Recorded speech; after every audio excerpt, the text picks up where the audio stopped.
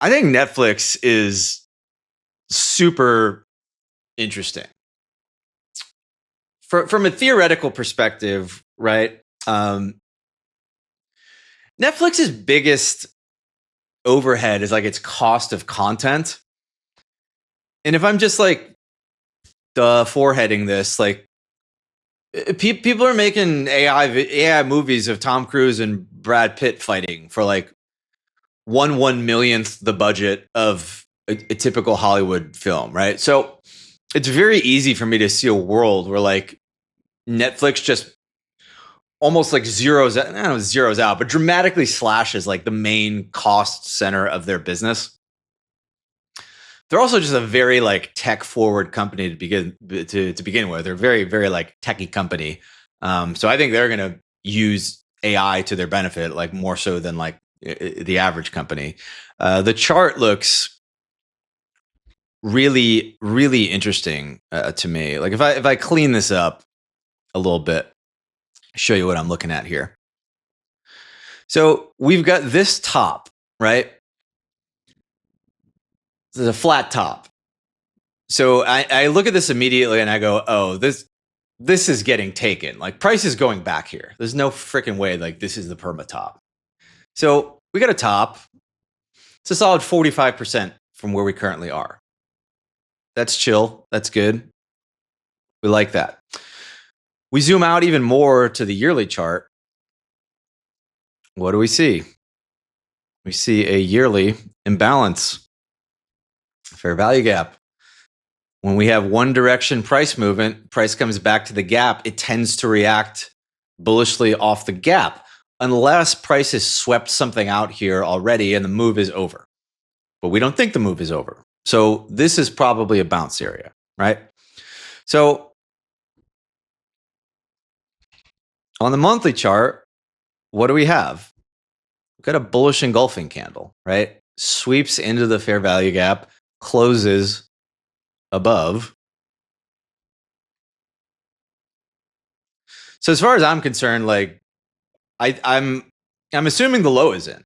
I'm assuming the low is in, and now it's a question of looking to the lower time frames and seeing what things look like. Like this weekly chart, the weekly chart looks like it wants lower. So no rush there on the weekly chart. But if we look at the daily chart, we say, okay, what do we have? We got a gap. And you see this shaded area here? This is basically the continuation entry zone. So if you get a reversal expansion candle like this, if price is going to keep expanding, it should bottom somewhere between the opening price of the next candle, which is right here, and the mid-range of the expansion candle, which is right here. So somewhere in here, we're looking for some sort of signature that a bottom is in.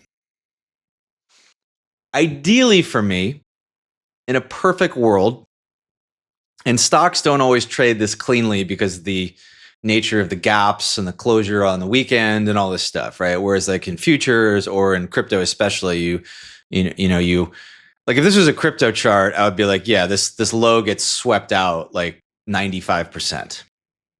Doesn't always happen due to the nature of stock charts. But the perfect thing here on Netflix would be to get a move down sub 90. And then on our 4-hour chart, put in some sort of structural bottom like that, where we have like a very identifiable breaker, that sort of thing. At this point, you would be aligned with a bullish 4-hour, with a bullish weekly, with a bullish monthly bias, with a bullish yearly bias.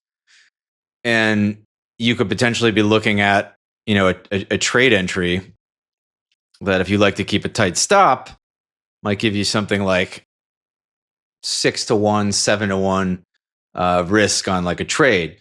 Alternatively, I think if you just want to like buy stuff for the long-term portfolio, this is probably like overcomplicating it, and it's just kind of like fancy mode. The simplified thing is that like price bounced off bullish yearly level, gives you super bullish monthly candle, has reason to go higher. So you just buy, you average in, you just buy, and then price probably go up. So pretty bullish Netflix.